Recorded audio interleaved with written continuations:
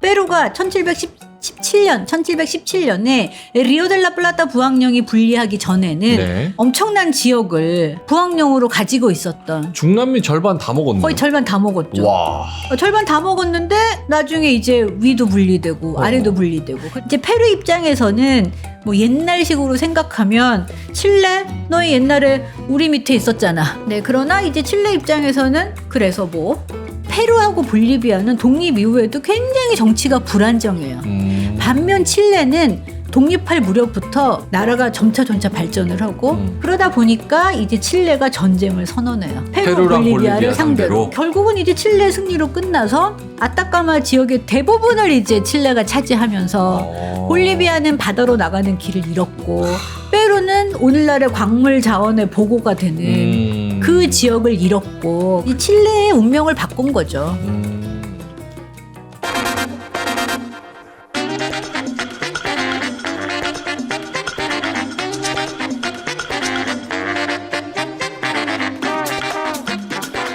자, 1프로TV 중남미 탐구생활 오늘도 돌아왔습니다. 지난 편에서 이제 스페인어 관련해서 역사, 문화, 그리고 흥미로운 특징점들 이런 거를 잘 짚어주셨는데 오늘은 이제 동아시아에서 한국과 중국과 일본이 있다면 중남미 삼국지는 또 어떤 나라들이 어떤 관계를 가지고 있는지 또 감정은 어떤지 흥미로운 이야기를 또 해주실 겁니다. 서울대학교 아시아연구소 개건연구원 그리고 칠레 카톨릭대학교 협력교수 민원정 교수님 모시겠습니다. 어서 오세요. 안녕하세요. 네. 텐션을 올리기 위해서 또 이제 칠레 술을 갖고 오셨습니다. 네. 앞에 지금 떡하니 네. 놓여 있는 게 네. 칠레 술인가요? 칠레에서는 칠레 술이라고 하고 페루에서는 페루 술이라고 하는 피스코 사워입니다. 피스코 사워. 네. 피스코가 술의 한 종류. 피스코가 우리나라의 소주와 같은 증류주이고 이제 그 피스코에 뭐 계란 흰자, 설탕 뭐 여러 가지를 넣어서 만든 달짝지근한 술이 피스코 사워. 피스코 그 자체는 소주랑 그 비슷하고 식감은 매우 비슷합니까? 맛은? 굉장히 세죠. 네. 지금 제가 아까 살짝 보니까 네. 14도 정도 네. 합니다. 소주는 한 16도, 17도 하니까. 14도씩이나 할 정도로 강한데 달아요. 달아요. 단맛이 있는 그런 약간 술. 참이슬 그 뭐 레몬 맛, 뭐 청포도 맛 약간 이런 거랑 비슷해요? 저는 그렇게 섞인 소주를 마시지 않아서 술은 이렇게. 술이어야 한다. 네. 네. 일단 이렇게. 피스코 사워는 좋아합니다. 네, 교수님의 또 소주 취향을 또 이렇게 알아봤습니다. 네. 저거는 그러면 지금 칠레 사람들 혹은 중남미 사람들이 굉장히 자주 많이 마시는 칠레, 페루. 칠레랑 페루에서 네, 주로 많이 마시죠. 그 중미에 가면 떼킬라가 있잖아요. 그러니까. 우리는 삼겹살이나 저녁 먹으면 소주 한잔 하고 이런 게 네. 또 낙이잖아요. 네. 근데 저 피스코 사워나 혹은 피스코 자체를 그분들은 저녁 먹으면서 드세요? 아니면 파티할 때? 칠레에서는 피스코살 약간 그 아페리티보 시작 전주라고 해야 되나? 응? 이렇게 시작할 때 식전주? 파티가 식전주처럼. 아니 저 소주랑 같은 개념인데 근데 식전주로 마셔요? 달짝지근하잖아요. 이야. 그러니까 뭐 어떤 파티 같은데 뭐 이제 가보면 이제 거기는 주로 스탠딩 파티 많이 하잖아요. 서서 뭐 행사장이나 이렇게 가면 이제 보통 뭐 샴페인이라든가 이런 식전주 이렇게 돌릴 때 피스코 사워도 많이 나오죠. 사람마다 다르겠지만 칠레 분들 술 잘 드십니까? 젊은 대학생들 보면 정말 잘 마시는 것 같고 그러나 이렇게 취하기 위해서 마시는 것 같진 않아요. 적당히 조절하면서 자기 주량 천천히 우리는 왜 빨리 취해야 된다고들 하시더라고요. 네. 우리는 앞에 있는 사람이 잔을 남기거나 혹은 안 먹거나 하면 옛날에는 너 왜 안 먹어 이런 문화가 있는데 저는 이제 한국에서 뭐 가끔 모임을 가보면 네. 왜 마실 때마다 건배를 하시잖아요. 좀 불편했어요.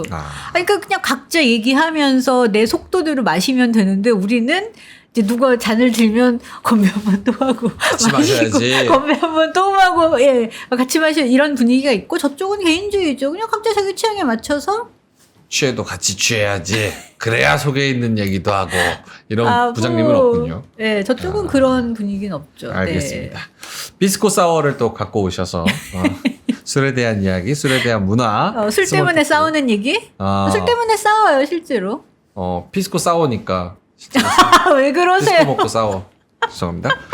네. 술 때문에 또 싸우기도 하고. 네. 알겠습니다. 자, 그러면 본론으로 들어가서 네, 네. 아까 뭐 서두에도 말씀드렸다시피 중남미 삼국지로 오늘은 주제를 네. 잡아오셨습니다. 중남미 삼국지라고 하면은 어떤 세 나라가 있는 겁니까? 칠레, 페루, 볼리비아 이 세 나라입니다. 국경을 이렇게 맞대고 있죠. 지금 지도에서 보는 네, 것처럼. 칠레가 긴 나라. 다음 지도를 먼저 보시면 여기 볼리비아가 여기 내륙 국가, 칠레가 여기 이렇게 있고 볼리비아, 칠레, 요 위에 이제 페루가 있는 거죠. 네. 네. 그리고 이제 여기가 그 유명한 리튬 트라이앵글. 리튬 트라이앵글. 칠레, 볼리비아, 아르헨티나가 국경을 맞대고 있는 이곳이 이제 아타카마 사막이 있는 리튬 트라이앵글이고 이 위에 페루가 있고 보시면 지금 볼리비아는 완전한 내륙 국가잖아요. 이 태평양도 대서양도 면하고 있지 닿을 수 않는 못하는 낑긴 국가. 낑긴 국가고 페루도가 있는데 자 중요한 점은 이 오늘날 칠레의 그 국부의 자원이라고 할 수 있는 이 아타카마 사막과 이 위의 지역이 네. 원래 페루 영토, 볼리비아 영토였습니다. 아. 그래서 볼리비아가 받으러 가는 길을 잃었고 또 페루도 이런 이 광물 자원의 보고를 잃었고 그러니까 세 나라 사이가 좋을 수가 없겠죠. 저게 굉장히 뼈 아플 것 같네요. 저 볼리비아 뼈 아픈 입장에서. 정도가 아니죠. 네. 사실은 뭐 저런 영토 이런 거 공부하시는 분들은 알겠지만 내륙 국가라 그래서 바다로 향하는 그 길이 없는 그런 나라들은 네. 약간 자연스럽게 가난할 수밖에 없다. 그렇죠. 왜냐하면 이제 물류라든가 항구가 없으니까. 그렇죠. 네. 네. 근데 저거는 뺏긴 게 전쟁을 해서 그냥 물리적으로 뺏긴 거예요? 전쟁을 해서 물리적으로 뺏겼죠. 그럼 지금 다시 그런 뭐랄까요? 컨플릭트 같은 건 충돌 같은 거는 좀 세틀이 된 상황인가요? 아니면 계속 그래요? 결론적으로 말씀드리면 이 세 나라는 갈등 문제를 국제사법재판소에서 해결했어요. 그쪽까지 가져가서? 네. 왜냐면 이제 페루하고 볼리비아에서 각자 칠레를 상대로 이제 소송을 걸었죠. 네. 그래서 우리나라 독도 문제를 얘기할 때도 이 중남미는 철저하게 법치주의예요. 법대로 하면 되잖아. 이런 생각이 굉장히 강해서. 네. 네, 그리고, 물론 뭐 멕시코가 이제 옛날에 미국의 땅을 뭐 팔았다, 뺏겼다, 불평등한 그런 게 있다고 해도 이게 중남미에서는 이 동아시아 역사처럼 불평등 조약이 많은 그런 게 아니고 또 독립을 할 때에도 스페인으로부터 독립할 때 원주민 이디오가 뭐 반란을 일으켜 독립한 게 아니고 결국은 그 크리올들이 일으킨 독립이기 때문에 어떤 스페인에 대한 적개감도 없고 거기가 마더 컨트리잖아요. 유럽이 나의 조상의 나라잖아요. 나의 뿌리가 있는 곳이 유럽이잖아요. 네. 그래서 그런 개념이 있는 상태에서 이 국경의 문제가 이 스페인 식민 시기에도 굉장히 복잡했고 독립한 후에도 복잡할 수밖에 없었죠. 그런 상태에서 이제 19세기 말에 태평양 전쟁이 일어나면서 이 태평양 전쟁이 우리가 아는 태평양 전쟁이 아니고 네. 이 중남미의 태평양 전쟁은 바로 이 칠레를 상대로 페루 볼리비아 연합 이 두 그러니까 세 나라 간의 전쟁이 바로 태평양 전쟁이고 이 칠레의 운명을 바꾼 거죠. 네. 그러면은 중남미 삼국지라고 하셨으니까 네. 저 뭐랄까요? 볼리비아, 페루, 칠레 요거를 한중일이랑도 좀 비교를 할 수가 있습니까? 혹은 아예 성격이 다릅니까? 글쎄요. 어떻게 보면 칠레하고 일본이 좀 문화적으로 성격상 섬나라 같은 그런 지형도 있고 그래서 비슷하고 잘 통하고 그래서 칠레가 영국하고도 잘 지내지 않을까요? 네. 칠레가 일본이랑 좀 비슷하고 섬나라 같잖아요. 지형적으로 안데스 산맥이 있고 여기 그렇네요. 태평양이 있고 위에 북쪽 사막이 있고 아래는 뭐 빙하고 하니까 약간 섬나라 같은 그래서 중남미에서도 칠레가 조금 특성이 달라요. 다른 중남미 나라들이 칠레를 좀 얄미워하죠. 그런 특징이 있고 볼리비아는 너무 가난하고 너무 힘들고 물론 한국인 관광객들이 뭐 우유니 사막을 가기도 하고 그런 종류는 있지만 우유니 사막이 볼리비아에 볼리비아에 있어요. 있고 네. 그렇구나. 네, 그렇게 되고 이제 페루는 저희가 그래서 약간 이제 스페인 식민시기의 역사를 보려고 제가 이 지도를 가지고 왔는데 네. 이 페루는 스페인 식민시기에는 정말 중요한 곳이었어요. 왜냐하면 이 광활한 영토를 이제 지배하기 위해서 그리고 이 정복이라는 게 콜럼버스가 도착했다 그래서 하루아침에 될 수가 없잖아요. 그렇죠. 하나하나 정복해 가면서 남쪽으로 가고 그러니까 남미는 정복도 늦었고 오히려 독립은 빨랐고 네. 그래서 이제 이 비레이나토라고 하는 스페인어가 이제 이 부왕령이에요. 바이스 로열티. 네. 자, 이게 이 스페인 식민지의 특징은 식민지라기보다 스페인의 레이, 왕이 있다면 중남미에는 부왕이 있는 거예요. 그러니까 새로운 어떤 지역으로 간주하는 거죠. 황제와 왕처럼. 그렇죠. 네, 그래서 비레이나토스라고 해요. 그래서 이제 시기적으로 차이가 있지만 네 개의 부왕령을 설치하는데 이제 처음에 가장 중요했던 것이 누에바 에스파냐. 이게 바로 오늘날의 멕시코를 비롯한 중미 지역과 이 지도를 보시면 거의 미국까지 이제 나중에 이제 멕시코와 미국에서 영토를 상실하기 전까지 이 지역이 누에바 에스파냐. 비레이나토. 그다음에 이제 이 남쪽으로 중요한 곳이 누에바 그라나다. 네, 그 다음에 이제 페루가 있는 곳이 비레이나토 데 페루. 페루. 그 다음에 이제 나중에 생긴 곳이 오늘날의 아르헨티나 지역인 델라플라타. 그냥 리오 델라플라타가 있으니까 이렇게 네 개가 순차적으로 생겨요. 그래서 누에바 에스파냐는 1534년에 또 그다음에 페루 부왕령은 1542년에 또 누에바 그라나다는 1717년에 리오 델라플라타는 1776년에 처음에는 이 리오 델라플라타는 이 페루 부왕령에 속해 있었는데 나중에 분리를 합니다. 네. 약간 지방 영주들처럼 그렇죠. 땅을 네. 나눠서 통치하겠다. 그러니까. 예. 그래서 이렇게 보시면 페루가 1717년에 리오델라플라타 부왕령이 분리하기 전에는 정말 엄청난 지역을 부왕령으로 가지고 있었던 중남미 절반 다 먹었네. 거의 절반 다 먹었죠. 와. 절반 다 먹었는데 나중에 이제 위도 분리되고 아래도 분리되고 그래서 이 페루 사람들은 어떤 남미 문화의 종주국 같은 그런 자부심이 있는데 애석하게도 오늘날 페루가 좀 나라 상황이 그러니까 많이 쪼그라들었잖아요. 뭐 굳이 그걸 칠레 같은 경우도 인정해줄 필요가 없죠. 그럼 인정을 안 하는 상태니까 감정도 안 좋겠네요. 옛날 얘기를 왜? 약간 이런 개념이 있죠. 그렇구나. 네, 그래서 오늘날 칠레하고 페루는 안 좋습니다, 사이. 사이 안 좋아요? 네. 그런데 이제 그게 뭐 우리나라 같이 이제 갈등을 어떻게 대하느냐, 저는 그 방법의 차이라고 보는데, 제가 얼마 전에 중남미 대사님들 몇 분이 다 모이는 뭐 그런 행사를 갔었어요. 이제 한국에서 유학하는 중남미 학생들이 학회 같은 학술 행사를 했는데 제가 그때 어떤 칠레 케이팝 팬들에 대한 발표를 했는데 칠레 대사님께서는 칠레에서 교수도 한 한국인 교수가 칠레 얘기를 하니까 좋아하시고 페루 대사님은 글쎄 싫다고 하기는 뭐하지만 중남미에는 칠레만 있는 게 아니다. 약간 유머러스하게 이런 말씀도 하시고 이제 그럴 때 모여 보면 그 국가 간의 관계가 드러나죠.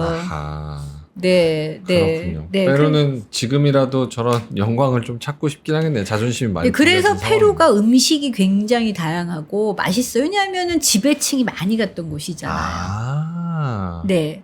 그렇구나. 그리고 나중에 그 니케이 언젠가 우리가 이민을 다뤘었잖아요. 네. 일본 이민들도 많이 가 있고 중국 또 이 차이니스 쿨리스를 이 노예 노동자들을 법적으로 노예로 했던 곳이고 그래서 여러 음식들이 섞여서 재밌는 곳이지만 이 페루는 이제 따로 다뤄야 할 얘기지만 식민 시기에 점차 유럽인들의 흥미를 잃어요. 유럽인들이 별로 매력을 못 느끼던 곳이었어요. 왜 그럴까요? 이제 여러 상황이 있는데 인디오가 많기도 했고 너무 멀어서? 멀기도 그렇게 생각하면 칠레는 왜 갔을까요? 네, 근데 칠레는 뭔가 좀 운도 따라줬고 좀 바지런하기도 하고 좀 이제 민족성이 좀 많이 다르죠. 그래서 이 페루는 그런 문화 부심이라고 할까 이런 자부심이 굉장히 강했죠. 이제 그 사이에 낀 나라가 이제 볼리비아죠. 볼리비아는 뭐 브라질에서 독립을 하고 뭐 어떻게 뭐 어쨌든 복잡한 나라인데 이제 이 18세기 중엽부터 이렇게 독립을 한 순서가 쭉 나오죠. 네, 보면 이 남미, 칠레, 아르헨티나가 정복은 늦었는데 네. 또 불구하고 오히려 이렇게 독립을 또 빨리 하죠. 빨리 했네요, 진짜. 네. 그래서 1800년대. 1800년대 중반부터 후반까지 이 중남미 대부분의 나라가 스페인이 그렇게 이제 혼동의 시기였던 때 합스부르크 왕조에서 부르봉 왕조로 바뀌고 네. 이런 혼돈의 시기에 중남미 나라들이 다 독립을 합니다. 독립을 할 때 이제 보통 우리가 중남미 역사를 배울 때 뭐 북쪽과 뭐 남쪽과 뭐 통합을 왜 못 이루었느냐 여러 얘기가 있지만 이게 스페인 식민지 시기에도 이 네 개의 부왕령에서도 네 개의 부왕령에서도 또 각자의 자치구역 같은 것이 있었고 네. 이제 그 자치구역이 독립할 때 오늘날 33개국으로 쪼개지는 원인이 되죠. 왜냐하면 지형적으로 너무 멀고 아무리 칠레가 페루 부항령에 속해 있었다고 해도 그 사막을 건너서 일일이 통제하기가 쉽지 않았겠죠. 그리고 먹을 거라도 좀 있으면 그렇죠. 그쪽에서 뭐 자원이나 그렇죠. 뭐 황금이나 네. 뭐라도 있으면은 가서 그래도 인력을 투입할 텐데. 네, 그때는 광산 자원이 뭐 그렇게까지 뜰 때가 아니었고 스페인의 중부 지역부터 그 이후 지역이 막 그 아주 풍요로운 그런 농지가 펼쳐지는데 스페인은 정복하는데 수십 년이 걸렸어요. 왜냐하면 이제 중부 지역에서 마푸체 인디오를 계속 정복해 가면서 점령을 해야 됐기 때문에 그것도 칠레에서 그 농산물을 오늘날에도 유통이 어려운데 그 옛날에 칠레에서 이걸 가져가는 게 쉬운 일이 아니었겠죠. 그러니까 페루 부항령 입장에서는 정말 칠레는 식민 시기에 페루 부항령에서도 또 스페인에서도 그렇게 중요한 나라가 아니었어요. 그래서 네. 냅뒀고 칠레가 다 쪼개졌다가 네. 자기네들이 그래서 이제 또 통합해서 칠레 자치구 같은 게 있었고 근데 나중에 어차피 중남미 독립은 이 크리올들이 자신들의 이득에 따라서 독립을 했기 때문에 영토를 나눌 때에도 뭐 원주민이 누가 여기 있으니까 여기 누가 여기 이렇게 나눈 게 아니잖아요. 자기들이 그 당시에 행정하기에 편하게 나눈 그대로 자치적으로 운영되고 있다가 이제 물론 단계가 있죠. 부왕령은 입법, 사법, 행정을 다 가지고 있다면 뭐 어느 자치구는 뭐 입법까지만 한다던가 어느 자치구는 세금을 걷어들이기 위해서 어떤 그 단계는 있었지만 결국 독립할 때에는 그 자치 지역들이 따로따로 독립을 하니까 이득에 따라 독립을 하는데 통합이 되기가 쉬울 수가 없죠. 그래서 중남미 여러 나라들이 이렇게 이제 독립을 합니다. 네. 그래서 이제 페루 입장에서는 뭐 옛날식으로 생각하면 칠레 너희 옛날에 우리 밑에 있었잖아 라고 생각할 수 있죠. 네.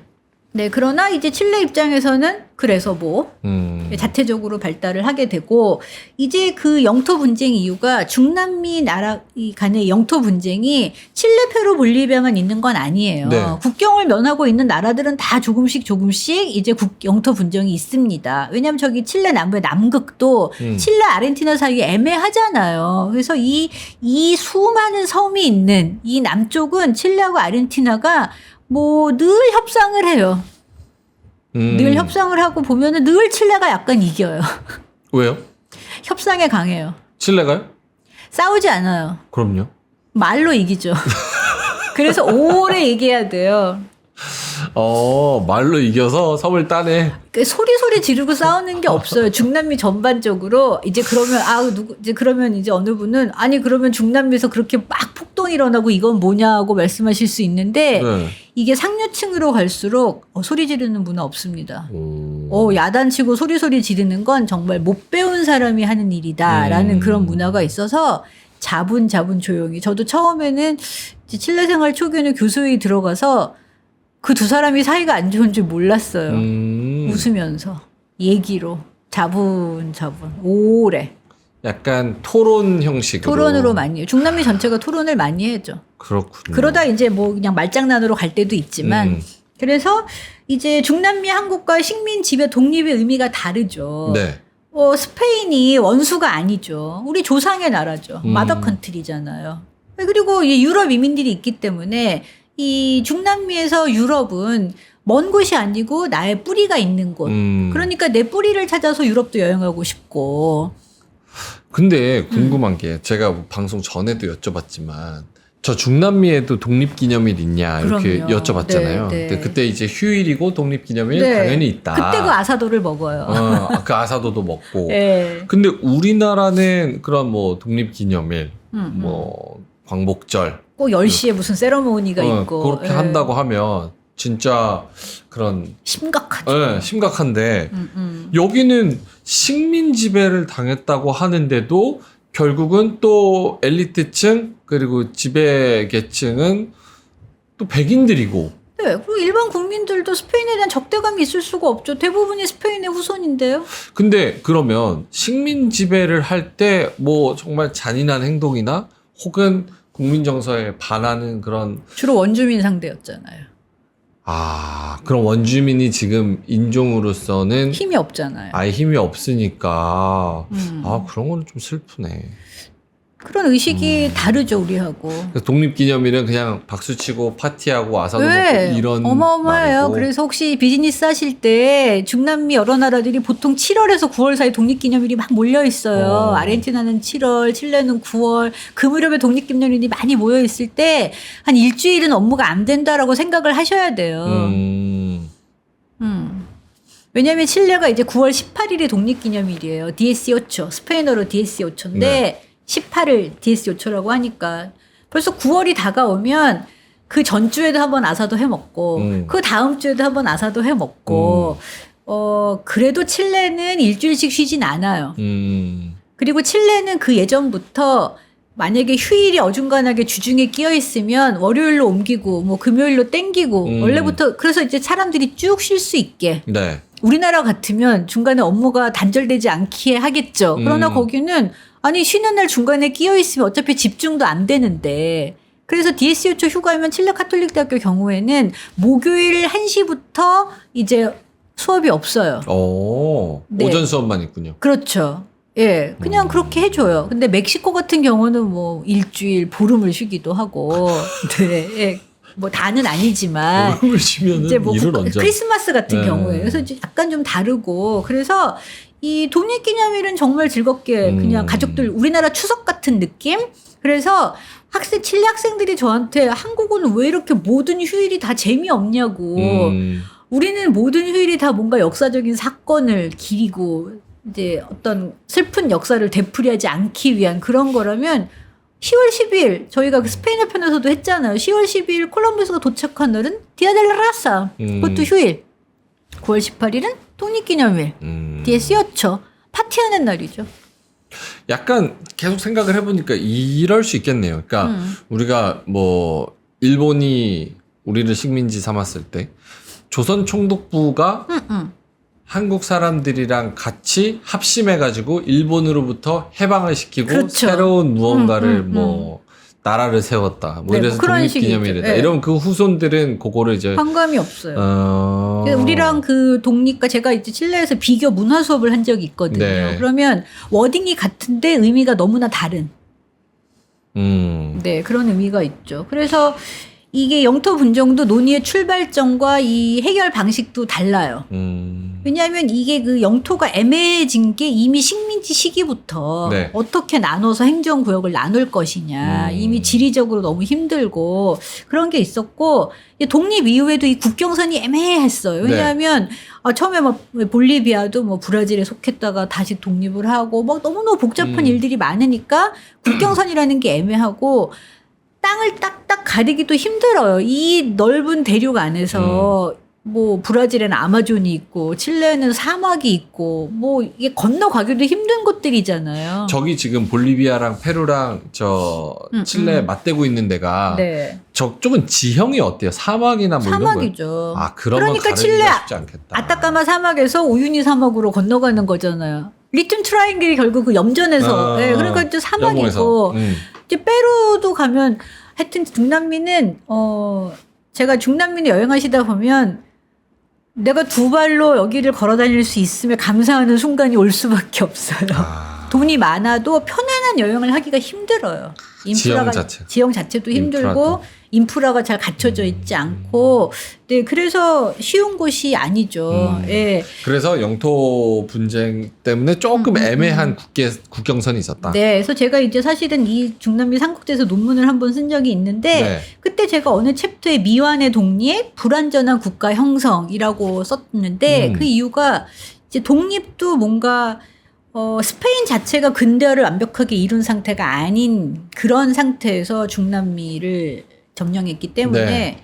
근대화를 전해준 건 아니라고 볼 수 있고 어떤 산업이라든가 다 이제 스페인으로 실어가기 위한 거잖아요. 네. 우리나라도 일제시대도 그랬던 것처럼.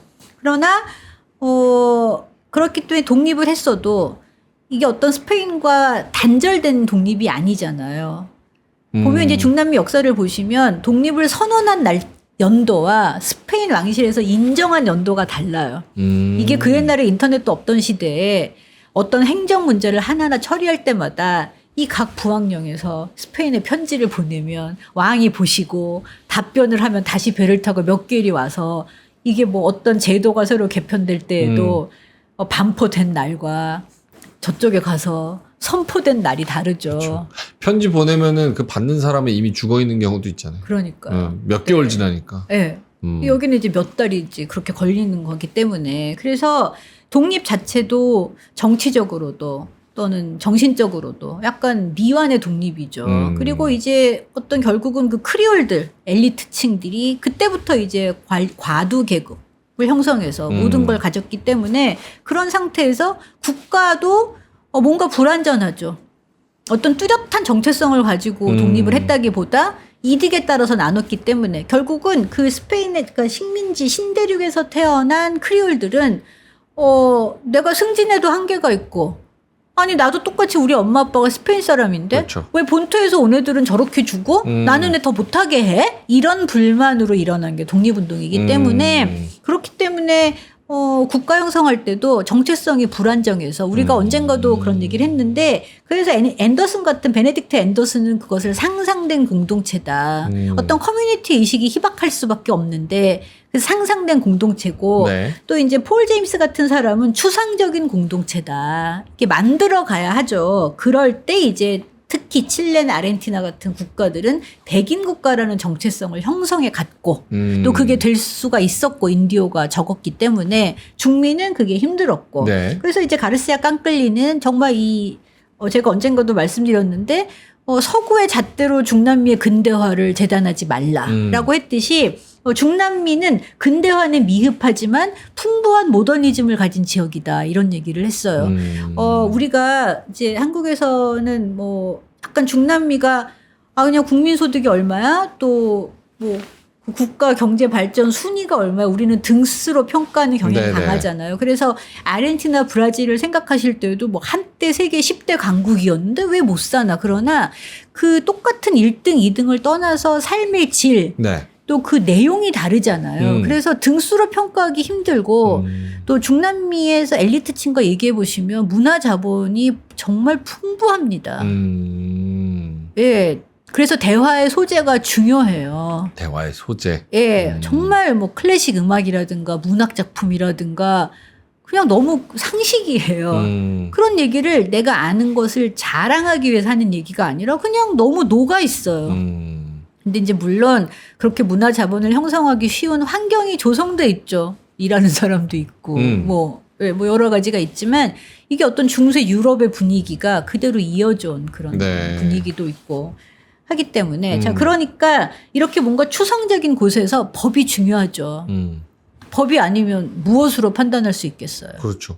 근데 또 나라가 한번 그렇게 통치를 받다가 쪼개져서 뿔뿔이 흩어지고 각 또 지역에 통치하는 사람들이 있는데 거기서 또 한번 싸우고 또 통합하고 이러면 또 그 칠레는 그렇죠. 칠레대로 또 페루는 페루대로. 어차피 그렇게 될 거잖아요. 근데 그러면은 법을 딱 하나로 해가지고 하기가 독립한 다음에는 통합하려는 노력을 서로 안 해요.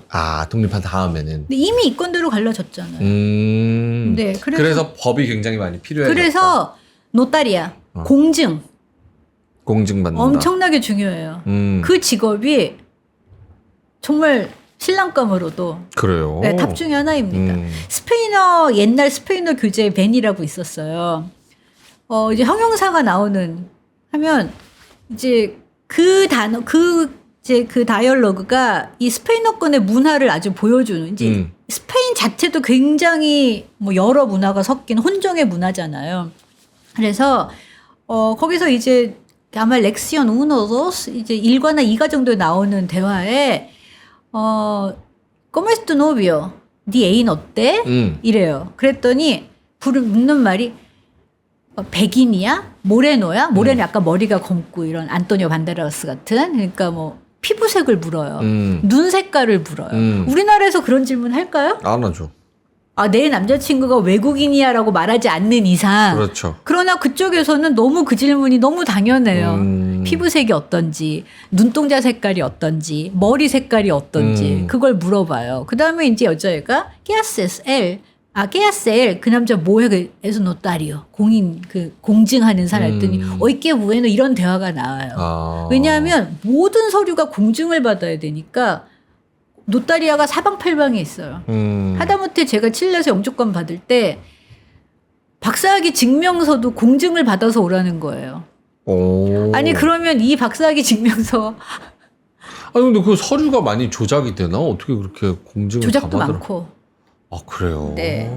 서류가 무슨 계약서가 다 엄청나게 길어요. 왜냐면 집을 하나 빌려도 이렇게 외국 집들 빌리면 그냥 집이잖아요. 네. 전깃줄만 나와 있잖아요. 그쵸. 아무것도 없이. 그러니까 레트라 치카라 그래서 그 계약서에 막 자잘자잘한 문구가 어마어마하게 많고 대학에서 한 학기 강의를 해도 계약서가 몇 장이에요. 그래서 이런 혼돈의 시기를 거쳐서 우리는 우리만의 법이 꼭 너무나도 법을 지키지 필요하다. 않으면 법이 아니면 일을 할 수가 없잖아요. 그래서 이제 다 법에 의해서. 지난번에 그래서 헌법에 대해서도 네. 한번 말씀을 해주셨잖아요. 네, 칠레 네. 헌법. 네. 굉장히 많이 뭐 길거리 돌아다니다가도 팔고 많은 사람들이 그것도 공부하고 읽기도 한다. 네. 그래서 법의 필요성을 또 한 번 이렇게 말씀을 네. 해주시는 그 역사와 엮어서 다 이제 이게 다 엮여 있는 거죠. 그래서 법의 개념이 제가 예전에 칠레 수법, 물법을 번역한 적이 있어요. 네. 칠레가 그 꼬디고 대학과 수법이 굉장히 유명해요. 수법이 뭐예요? 물 숫자에 물법이 있어요. 물법? 왜냐하면 우리 집의 우물이 내 물이 아닐 수도 있어요. 그게 무슨 말이에요? 네. 근데 그때 제가 이제 어느 법대 교수님이 이제 의뢰하셔서 했는데 그 수법이 없는 나라가 일본하고 한국이라고 하셨어요. 네. 그때 이제 칠레는 내가 산에 가서 뭐 개울이 흐르면 어디까지는 누구물 어디까지는 누구물 이렇게 갈라질 수도 있어요. 와, 그래요? 그래서 광산 개발할 때 물이 필요하잖아요. 그래서 그 물 문제도 또 굉장히 재미있는 이슈입니다. 사실 우리나라나 뭐 일본처럼 물을 이렇게 자유롭게 너무 깨끗한 물을 자연에서 얻을 수 있는 나라가 실제로 몇 안 되잖아요. 안 되죠. 유럽도 힘들고. 그러니까 우리는 물 가지고 왜 싸우지? 그쵸. 이 생각하지만 예, 공익임선달이라는 얘기도 있고 그렇죠. 물 갖다 예. 왜 팔지? 이러는데 물이 실제로 굉장히 중요한 자원이어서 물 예. 관련된 법도 있다. 저는 그 수법을 번역한 경험이 칠레 사회를 이해하는데 엄청난 도움이 됐어요. 처음에 물의 정의. 물의 정의. 물의 정의가 나오는데 뭐 아구아 뭐 definición de agua 물의 정의 뭐 pozo 뭐 나오는데 이게 자연 환경이 다르잖아요. 칠레 호수는 거의 바다 같거든요. 그러니까 라고 라구나 뭐가 나오는데 사전을 찾아보면 다 연못이고 다 호수야. 규모가 어마어마하니까 물의 정의가 뭐 이렇게 10대 개가 나오더라고요. 그 정의도 다 각자 다르고. 그러니까 그게 이제 우리가 칠레에서는 트레킹이라고 하는 게 제가 한국에서 생각해보면 거의 암벽 등반 수준이에요. 근데 그냥 그게 트레킹이야. 마운틴 클라이밍도 아니에요. 그냥 트레킹이에요. 그리고 칠레에서는 세로라고 하는 게 우리나라의 산이에요. 네. 세로가 이제 사전 찾아보시면 언덕이라고 나오니까 우리나라의 남산 정도는 세로, 언덕. 몬타냐 그럼 진짜 안데스 정도는 돼야 몬타냐 산이고. 그래서 같은 단어도 느낌이 다르고 그렇죠. 독립이라는 의미도 그렇고 이게 이제 다 맞네. 다르죠. 그래서 법이 너무 중요하고 하나하나를 다 법으로 쪼개다 보니까 계약서가 굉장히 길고 그래서 이제 제가 칠레 측에서 FTA 한국하고 담당했던 칠레 측 관계자 이름을 밝힐 수 없는 사람이 자기들은 한국하고 FTA 그 협상할 때 너무 웃겼다. 왜 매번 담당자가 바뀌고 왜 이렇게 자세히 안 쓰냐. 근데 우리는 왜 그냥 말 잘하면 이렇게 뭉뚱그려 넘어가는 게 있잖아요. 그런데 이제 저쪽은 하나하나 상세하게 기록을 하지 않으면 증명할 길이 없고 우리는 그냥 네 할아버지가 어디서 왔냐라고 물을 필요가 없죠. 그냥 다 여기서 태어나서 뭐 외국에 살다 온 건 별도지만 여기는 이민자의 나라잖아요. 믿을 수가 없죠. 불신의 나라잖아요. 우리나라는 그래도 그런 시스템에 대한 신뢰가 있으니까 그쵸. 뭐 칠레 사람들이 봐도 대충 적는 것 같아도 그게 다 기록으로 또 저장이 되고 그냥 이렇게 어떤 신뢰가 있는데 저기는 어차피 불신의 나라기 때문에 또 하는 시스템이 있고 이러니까 칠레가 좀 디테일하게 여러 가지가 필요한 입장에서는 중남미가 저렇게 되나? 그러니까 라고 이제 생각할 한국 수 측에서 있죠. 보면 아니 쟤네들은 바보도 아니고 뭘 저렇게 자세히 적어 웃기고 있네라고 할 수 있고 저쪽에서 보면 아니 얘네들은 법도 없나? 왜 이렇게 대충 하려고 해? 라고 그러니까 상대방이 서로 바라보는 서로 입장 차이가 좀 다르죠. 있네요. 네. 그래서 이제 법이 굉장히 중요하다. 네. 자 이제 이 태평양 전쟁 네. 이것 때문에 이제 이래서 주변 나라들이 칠레를 예뻐할 수가 없어요. 네. 이 묵은 갈등이 있었는데 이제 페루 측에서는 페루보다 칠레가 먼저 독립을 선언해요. 얼마나 얄미웠겠어요. 그렇죠. 아니 내 부항령에 있는데 내 허락도 없이 독립을 선언해. 너무 얄밉죠. 짜증나죠. 네, 그리고 이제 페루 부항령은 이 페루는 뭔가 식민 시기부터 점차 이렇게 떨어져 나왔어요. 쇠락해요. 식민 시기 내내. 왜냐하면 페루에 까야오 항구가 있고 칠레 발파라이소 항구가 있는데 미국의 골드러시가 났을 때도 까야오가 더 미국에서 가깝잖아요. 페루가 더 위니까. 발파라이소 항구가 더 많은 역할을 합니다. 뭔가 이제 페루는 계속해서 왜 그럴까? 이제 거기는 좀 그래요. 좀 비하인드가 있겠죠? 예, 있어요. 이제 그래서 이제 페루하고 볼리비아가 여차저차 이제 연합을 형성하니까 이제 칠레하고 아르헨티나가 반발을 해요. 아니 각자 독립했는데 너네 왜 연합을 맺고 그래? 이제 알아서 살아야지. 알아서 살아야지. 약간 이런 불만이 있었고. 네.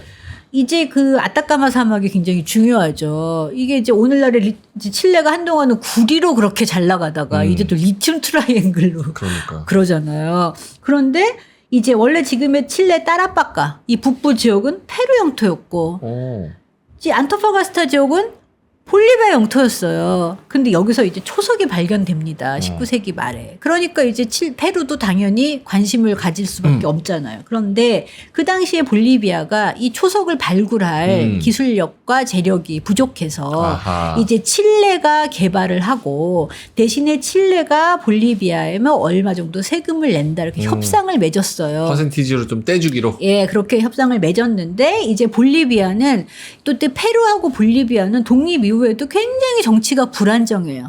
반면 칠레는 독립할 무렵부터 나라가 점차 발전을 하고 외국인 이민들 받아들여서 그러니까 투자의 개념이 그때부터 있었죠. 크리올들이 잘했네요. 잘했어요. 결국은. 그러니까 그리고 이제 이제 환경이 척박할수록 사람들이 더 바지런해지는 것 같아요. 그럴 수 있겠네요. 맞네요. 한국도 그렇잖아요. 네. 우리나라 뭐 자원도 없고 네, 가진 게 없으니까 없고. 우리는 뭐 그러니까 수출해야 돼. 네, 칠레는 FTA를 그렇게 빨리 많이 맺은 이유도 이미 이 시기부터 유럽인들 끌어들이고 독일 이민들 오니까 기술자들 오고 영국인 상인들이 오고 그때부터 외국인의 투자로 외국인이 아니죠. 어떻게 보면 다 자기 나라 사람들이 그렇죠. 그래서 그때부터 이제 뭐 굉장히 바지런히 정치도 안정되는 반면에 페루하고 볼리비아는 그때도 굉장히 정세가 불안정했고 그런 상태에서 이제 볼리비아가 1874년에 그 조약을 위반하고 세금을 올려요. 세금을 올리니까 또 1873년에는 페루하고 볼리비아가 상호 방위를 위한 비밀 조약을 맺고 자 그런데 이 당시에 칠레는 군사력이 굉장히 강했습니다. 그 이유는 칠레는 마푸체 인디오를 계속 정복해 가야 됐기 때문에 군사력이 발달할 수밖에 없었어요. 키워놓은 군사력이 있는 거고 이미 있고 그런가 하면 이제 페루는 부항령이기 때문에 좀 느긋했던 것도 있고 볼리비아는 미처 그럴 여력이 없었고 이게 그렇게 작은 나라로 독립을 했다는 이유는 식민 시기에도 그렇게 관심을 못 받았다는 얘기죠. 예, 그러다 보니까 이제 칠레가 전쟁을 선언해요. 1879년에. 누구 상대로요? 페루, 페루랑 볼리비아를 볼리비아 상대로. 예.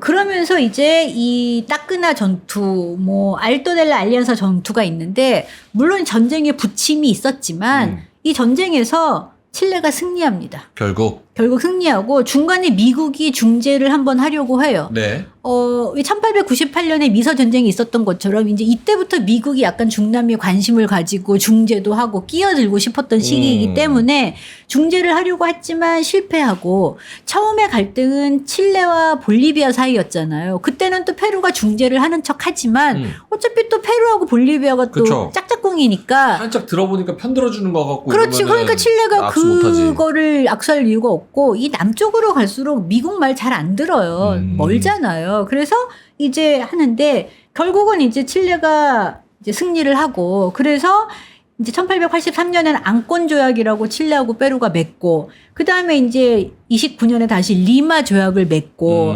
그래서 결국은 이제 칠레 승리로 끝나서 아타카마 지역의 대부분을 이제 칠레가 차지하면서 볼리비아는 바다로 나가는 길을 잃었고 페루는 오늘날의 광물 자원의 보고가 되는 그 지역을 잃었고 그리고 이 전쟁의 결과가 엄청나서 페루 입장에서는 자존심을 세우려고 전쟁에 끼어들었는데 자존심이 완전히 뭉개졌잖아요. 원래 다 내 거였는데 그리고. 그런 생각이 있죠.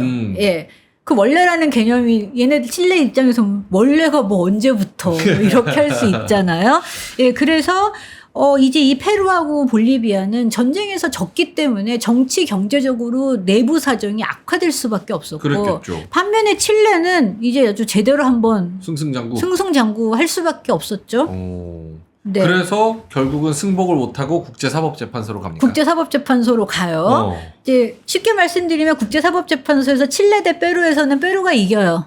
왜냐하면 이게 지금 바다 지료가 복잡한데 이제 국경이 있으면 바다 해역선이 이렇게 나눠져야 되는데 상당 부분을 칠레 측에서 가지고 있었거든요. 그래서 이제 국제사법재판소에서 그 칠레 쪽으로 넘어간 바다 영토에서 상당 부분을 페루 쪽으로 인정을 해줘요. 반면에 칠레하고 볼리비아에서는 볼리비아가 완패. 그러니까 국제사법재판소에서 이거는 검토할 이유가 없다. 왜냐하면 전쟁에서 너희가 패배했고 그때 조약을 맺지 않았냐. 네. 끝. 끝이에요? 네. 그러면은 저 볼리비아 입장에서도 네 생각해보니까 제가 잘못한 것 같습니다. 아니요, 볼리비아는 지금도 억울해요.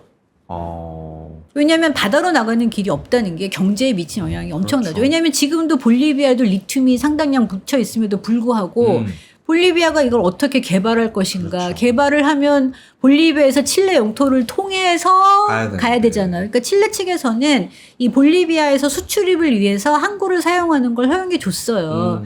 좋지만 불편하겠죠. 그러니까 볼리비아는 만족을 못하고 내 땅 내놔가 되고 칠레 측에서는 아니 조약을 맺었는데 그런데 이제 이게 국제사법재판소로 갔을 때 칠레 페루 경우에는 칠레 내에서도 반대가 많았어요. 그 당시 이제 피냐라 대통령 당시였는데 칠레 내에서도 이거 괜히 페루 상대로 왜 이렇게 싸움을 또 하냐라는 비난이 있었지만 결국은 이제 페루가 승리로 끝났고 이제 칠레 볼리비아는 칠레 측에서 볼 때도 말할 필요도 없는데 그래서 이 세 나라의 역사책을 비교해봐도 재미있습니다. 이 태평양 전쟁을 기록하는 게 우리나라 독립 역사나 뭐 이걸 기록하는 거 다르듯이 그래서 이 칠레에서 제가 이제 피스코사우를 가지고 온 이유도 이제 칠레 그 국군의 날 같은 행사는 이 태평양 전쟁에서 승리한 날이에요. 5월 22일. 이 날은 이건 진짜 의미 있는 날이네요. 왜, 그 칠레 측에서는 뭐 어마어마한 날이고, 이제 8월 15일도 우리나라는 광복절이지만, 일본에서 보면 전쟁에 참패한 날이듯이, 칠레에서는 5월달 되면 뭐 국군의 날이잖아요. 그러니까 뭐 그때는 뭐 군사 행렬도 하고 어마어마하죠. 단순히 정치적인 게 이제 정치에서 끝나지 않고, 문화적으로도. 그렇죠. 예를 들면 우리나라 옛날에 고구려 영토가 만주까지 갔으니까 관개토항비가 중국 거냐 한국 거냐. 중국이 이제 동북아 공정 한참 할 때는 다 자기네 거다 뭐 이랬잖아요. 사실 우리 거죠. 네, 그 개념이 우리 거다의 개념이 달라서 자, 이 아타카마 그 페루 잉카 지역이 예전에 아타카마 사막까지 있었으니까 지금 칠레 영토가 됐으니까 칠레에서는 이제 우리 땅이니까 우리 거지. 그렇죠. 라고 말하는 거고 페루에서는 아니 잉카는 페루의 것이야 하는 거죠. 자, 그래서 이 제가 오늘 피스코사를 가지고 온 이유도 이 세비체라고 생선회 같은 음식이 있어요. 네. 이게 이제 그 니케이들, 일본 사람들 이민과 전통 음식이 어우러져서 만든 중남미식 생선회예요. 아, 지금 왼쪽에 있는 게 저 막회 같이. 네, 세비체, 뭐 레몬도 넣고 레몬즙도 넣고 해서 하는데 이제 페루에서는 페루 음식이라고 하고 칠레에서는 칠레 음식이라고 해서 제가 이제 다른 어떤 곳에서 강연할 때 김치와 기무치처럼 어. 칠레에서는 칠레 거지 이렇게 말하고 페루에서 그걸 용납하기가 쉽지 않고 피스코사우도 마찬가지예요. 페루에서는 페루 거지. 그럼 칠레는 이제 칠레식의 말투가 있어요. 세비체와 피스코, 그러니까 칠레의 피스코사우와 세비체는 칠레의 독특한 맛을 가지고 있다. 얼마나 얄밉겠어요, 이렇게 말하니까. 서로 자기 거라고 같은 네. 땅에 있던 그런 문화와 역사도 그렇죠. 땅이 갈라지면서 그렇죠. 그런데 내 거야, 네 이제 거야 칠레 하는군요. 측에서는 아니 뭐 어차피 우리가 국경 나눠줄 때 인디어 문명대로 나눴니? 그런 정체성이 희박하니까 영토가 여기 왔으면 여기 거지. 참 그것도 논란이 있겠네요, 진짜 각자 네. 입장이. 그런데 이제 문제는 페루가 좀 약간 힘이 없고 가난하니까 이제 저희가 이제 그 페루 칠레 사태를 보면서 느낀 게 만약에 이 얘기를 한국에서 했을 때 그래도 뭔가 저 FTA니 뭐니 말이 많이 우리가 익숙한 게 칠레면 사람들이 칠레 말이 맞나 할 수도 있고 아 칠레 얘기가 더 많이 들리잖아요. 한국과 일본 문제도 비슷하죠. 일본을 좀 더 많이 알고 일본이 하는 말을 좀 더 많이 듣게 되고 네, 그리고 이제 이 사람들은 다 뭐든지 법이기 때문에 집 하나, 방 하나 얻고, 뭐, 월세 하나, 그러니까 집을 월세로 얻을 때에도 보증인이 있어야 돼요, 칠레는. 그렇죠. 아발 세워서, 막 계약서가 막 어마어마해요. 우리나라 전세 계약서 너무 간단하게.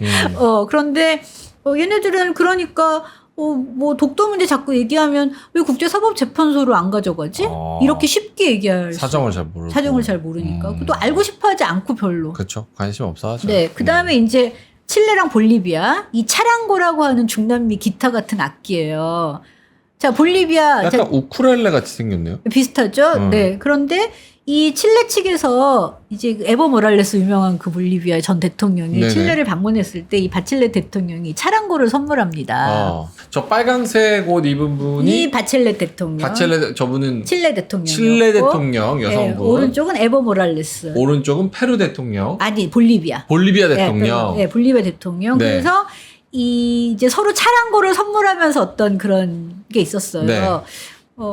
제가 말로 잘 안 싸운다고 했잖아요. 네네. 왜냐하면 칠레 입장에서는 이 지역이 안토파가스타 지역 예전에 볼리비아 땅이었지만 칠레 영토가 됐고 이미 뭐 그게 19세기 말이니까 뭐 몇 세기가 지났잖아요. 네네. 그러니까 이제 우리 거니까 보란 듯이 그걸 선물하고 저게 저 지역 특산품이었나 보네요. 그쵸. 거기 있던 인도 원주민. 그러니까 이제 그 다음에 에버 모랄레스도 다시 또 바틀레 대통령한테 또 차량고를 선물해요.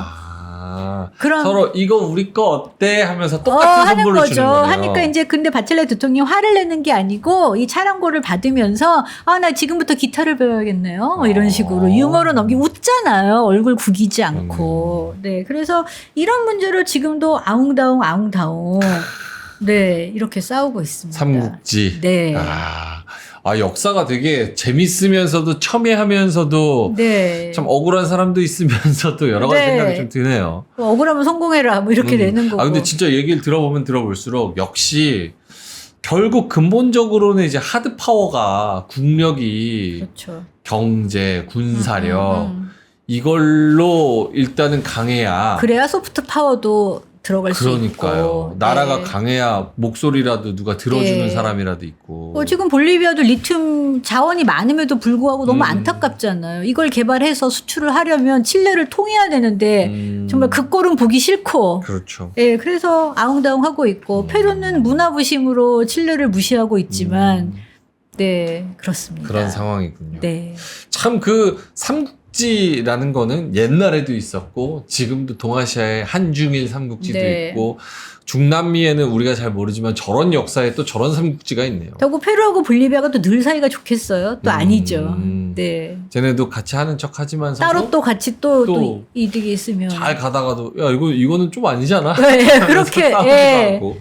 네. 알겠습니다. 네. 오늘 중남미 삼국지 재밌었습니다. 감사합니다. 네. 약간 불타는 세 나라의 뭐 대립과 네. 그리고 뭐 화합까지는 아니지만서도 그래도 앞으로 좀 잘 됐으면 좋겠는 마음도 있고. 그래서 왜 칠레 스페인어가 제가 독특하다고 지난 시간에 말씀드렸잖아요. 네. 그러니까 뭐 페루, 볼리비아, 뭐 콜롬비아 이런 나라에서 아 칠레들이 스페인어 제일 못한다고 계속 그렇게 말해요. 그럼 이제 칠레 사람들은 발끈하는 게 아니고 아 우린 스페인어 잘 못해. 아. 이제 그 얘기는 마음대로 떠들어라. 아. 약간 이런 자신감.